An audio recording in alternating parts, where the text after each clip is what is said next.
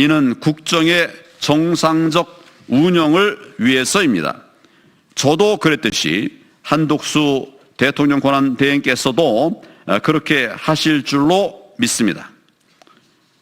둘째, 국민 여러분들께서 잘 인지하고 못하고 계신 우리나라의 심각한 상황, 즉 자유민주주의 체제를 파괴하는 암덩어리를 치료하지 못하고 있는 상황에 대해서 말씀을 드리도록 하겠습니다. 우리나라 자유민주주의는 말기암에 걸려 있는 상태입니다. 그 암덩어리가 너무 커서 비상계엄이 아니면 백약이 무효하다고 대통령이 판단할 정도입니다. 그렇다면 왜 말기암 상태인지 말씀을 드리도록 하겠습니다. 첫째, 선거를 통해 민의가 고스란히 반영되어야 하는데 전혀 그렇지 못하기 때문입니다.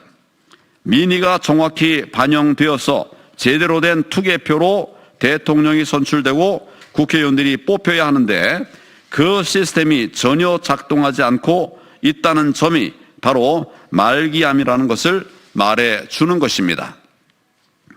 둘째, 소위 여러분이 말하는 극우 유튜버들이 부정선거 문제를 제기한다면 선관위는 그렇게 의심받는다는 사실 자체에 부끄러워하고 합당한 설명을 통해서 하나하나 의혹을 풀어줘야 합니다. 그러나 선관위는 오히려 의혹을 감추고 소송으로 윽박지르고 또 말도 안 되는 엉터리 답변을 내놓고 있다는 것입니다.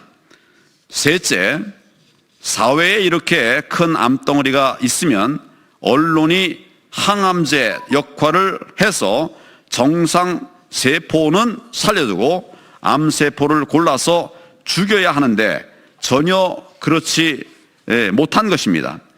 언론은 암덩어리가 너무 크니까 이거 치료 안 되니 이제 모른 채 하자 이렇게 했을지도 모르겠습니다.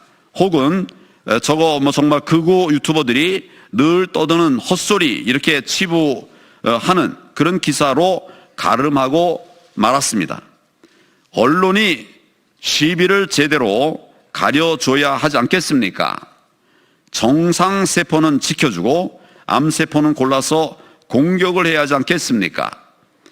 핵심과 치부를 파고드는 제대로 된 취재를 통해서 또한 언론사 사설 등을 통해서 암세포를 죽여줘야 하는데 그 기능이 전혀 작동되지 않고 있습니다.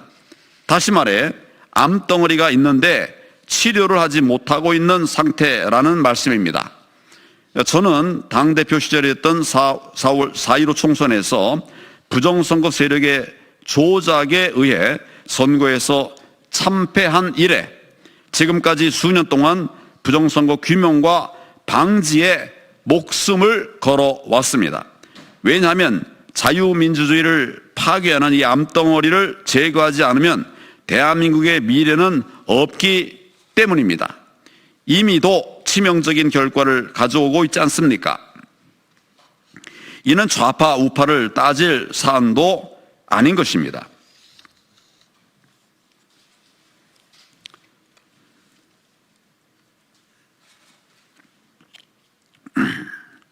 셋째, 비상계엄의 본질을 생각해야 합니다. 이것은 내란이 아닙니다. 국헌의 본체인 대통령이 무슨 내란을 저지른다는 말입니까? 어불성설입니다. 다른 나라에서도 대통령을 내란죄로 처벌한 예는 없습니다. 비상계엄 선포 뒤 가장 먼저 선관위원회에 계엄군이 투입됐습니다. 그 숫자도 297명으로서 국회에 투입된 280명보다 더 많습니다. 대통령도 그리고 김영현 전 국방장관도 부정선거 문제 때문에 극약 처방을 내린 것이라고 했으니 이 부정선거 문제가 과연 그런지 아닌지를 가리는 것이 최우선이 되어야 하지 않겠습니까? 그런데 다들 딴소리만 하고 있습니다. 즉 달을 가리키는데 손가락만 보고 있다는 것입니다. 부정선거라는 달은 안 보고 계엄군 투입만 보면서 내란이라는 프레임을 걸어 놓았습니다. 이런 프레임은 야당이 국민을 대상으로 걸어놓은 것인데 언론 역시도 이 프레임 속에 빠져 내란이라고 하면서 그 연장선상에서 탄핵을 외치고 있습니다. 한마디로 야당이 내란이라는 선동 밴드웨건에서 빵빠레를 울리는데 언론도 거기에 동승한 것입니다. 그런데 이번 비상계엄의 최종 목표는 부정선거 발본색원이었습니다. 즉 비상계엄의 본질은 선관위 압수수색을 통한 자유민주주의 체제 지키기였다는 사실입니다. 그동안 야당은 부정선거에 부자도 꺼내지 않았고 언론은 극우 유튜버의 대통령이 현혹돼서 그렇다 이렇게 슬쩍 뭉개고 있습니다. 이처럼 야당과 왜곡된 언론의 야합은 대통령의 계엄을 내린 획책 여론으로 비화시켰고 대통령의 계엄을 내란 획책 여론으로 비화시켰고 이를 의식한 경찰, 검찰, 공수처 이런 공무원들이 정말 대통령 체포 운운하면서 부와 뇌동하게 된 것입니다.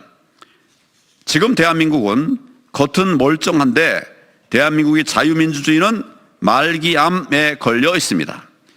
대한민국이 어느덧 가짜들이 판치는 세상이 되어 버렸습니다.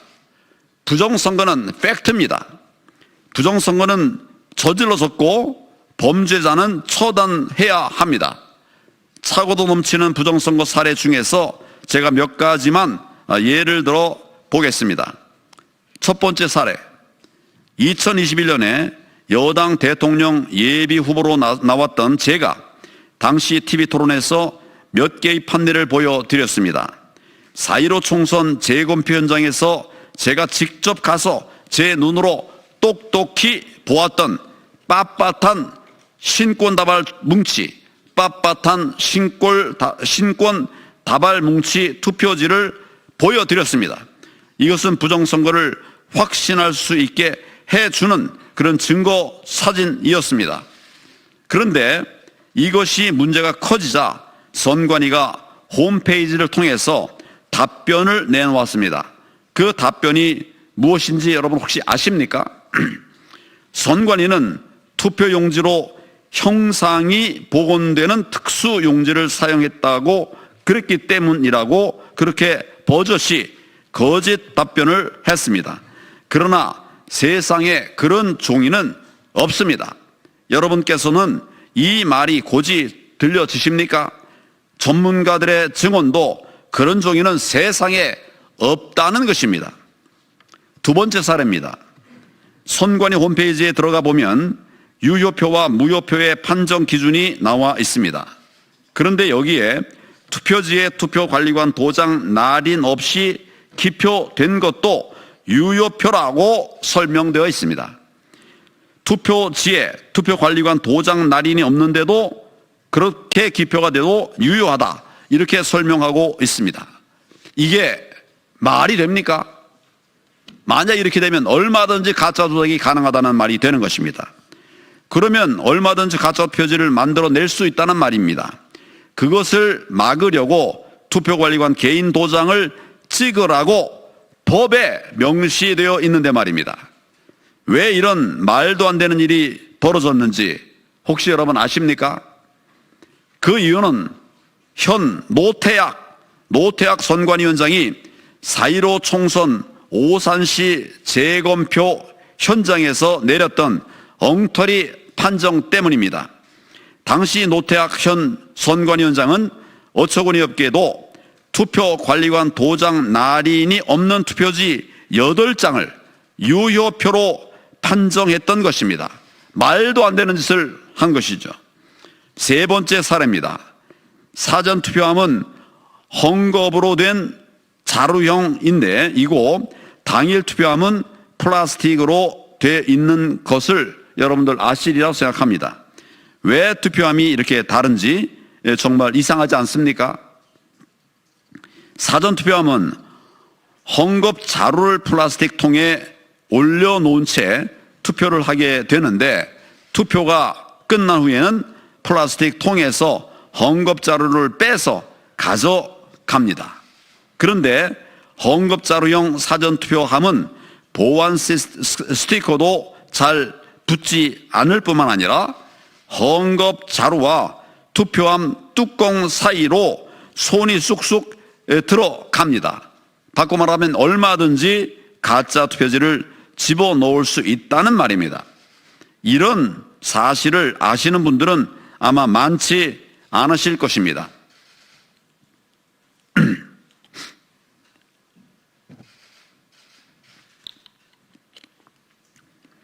또 사전투표를 누가 했는지, 몇 명이 했는지 이런 것을 확인할 수 있는 자료는 그 어디에도 없습니다.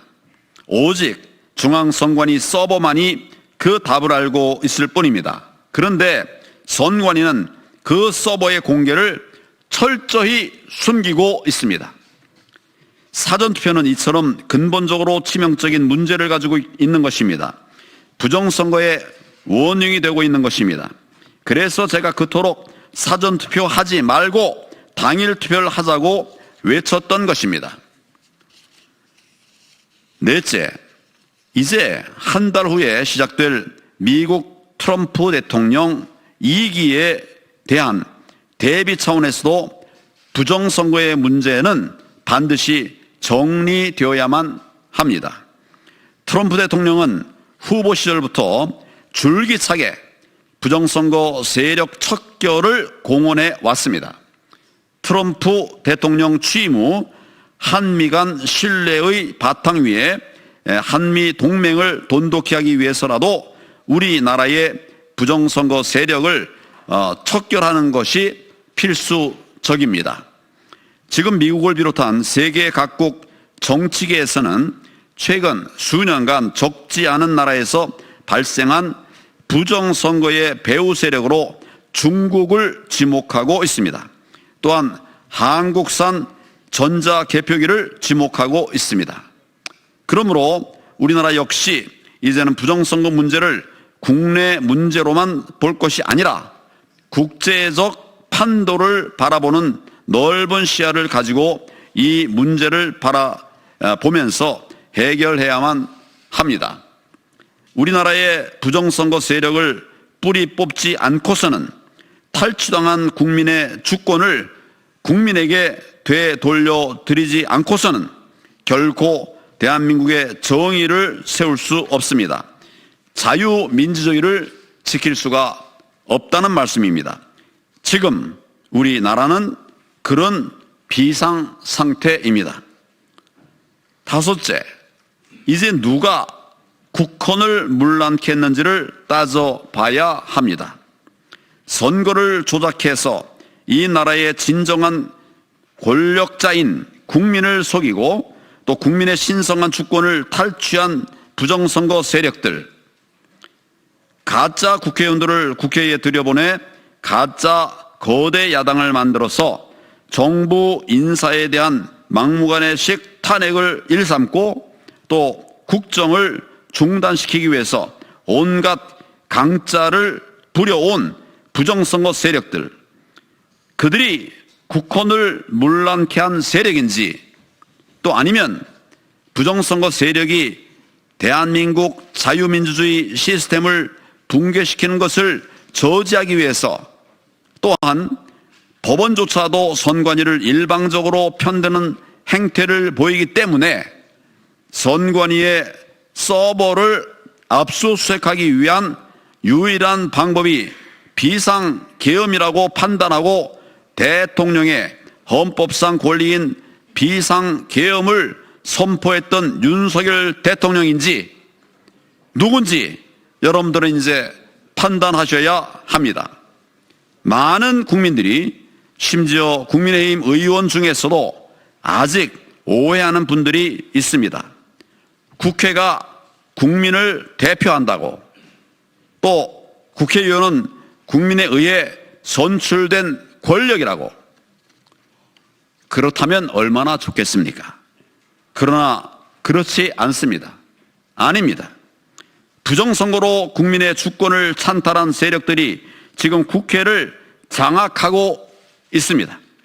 그동안 저를 비롯하여 수년간 부정선거에 맞서 싸워왔던 부방대와 또 많은 애국 시민들은 수많은 억압과 억울한 수사를 받았음에도 불구하고 반드시 부정선거를 밝히겠다고 하는 일념으로 투표 현장과 재검표 현장에서 가짜 투표지 증거 사진도 찍고 또 개수도 직접 하고 선관위를 상대로 받아낼 수 없이 많은 증거 자료를 분석해 국민께 알려왔습니다. 선관위를 상대로 정말 받아낼 수 없이 많은 부정 자료들을 분석해서 국민께 알려왔습니다. 다섯째, 이제 저는 진실이 무엇인지 밝히기 위해서 부정선거 국민 대토론회를 제안합니다. 날짜는 12월 30일 월요일 14시 30분으로 잡았습니다. 가능한 한 최우선의 날을 구했습니다. 광화문 소재 프레스센터 20층 프레스클럽에서 갔습니다. 누구든지 오십시오. 무엇이든지 물어보십시오. 부정선거가 없다고 주장하는 분들, 그리고 부정선거의 실체가 궁금하신 모든 분들의 참석을 환영합니다. 국회의원들도 많이 참석해 주시면 좋겠습니다. 부정선거가 없다고 주장하는 선관위 소속 공무원들 다 오십시오. 야당 국회의원들, 언론, 일반 시민들 모두 다 오십시오. 기자 여러분들도 다 오십시오. 부정선거 국민 대토론회에서는 무제한 끝장 토론을 할 것입니다. 그동안 부정선거와 싸워온 전문가들이 다 나와서 토론에 참여할 것입니다. 무엇이 국헌 문란인지 또 누가 국헌을 문란케 했는지 꼭 오셔서 두 눈으로 똑똑히 확인해 보시기를 제안합니다. 일곱 번째, 마지막으로 기자 여러분께 호소합니다. 왜 이런 말도 안 되는 부정선거 행태에 대해서 정의의 칼이 되어야 할 기자 여러분들은 시비를 가려서 또 무엇이 옳고 무엇이 그른지 밝혀주셔야 되는데 그렇게 하지 않는 이유가 무엇입니까? 재검표 현장에서 주요 언론 기자들은 아예 없다시피 했던 그런 사실을 저는 기억합니다. 매주 집회를 하는데 주요 언론의 기자들 안 보였습니다. 저는 기자는 아니지만은 많은 기자 선배들로부터 기사는 발로 쓰는 것이다, 이런 얘기를 들어왔습니다. 직접 현장을 찾아서 발로 뛰면서 취재하라는 말씀이라고 생각합니다. 그런데 왜 여러분들은 현장을 취재하지 않고 선관위의 해명만 이것을 옮겨 쓰고 있다는 말입니까? 용감한 기자들, 사명감에 불타는 기자들의 정론 직피를 기다리고 있습니다. 이 기다림의 시간이 길지 않기를 바랍니다. 거짓이 진실을 이길 것입니다. 정의가 하늘을 울릴 것입니다. 감사합니다.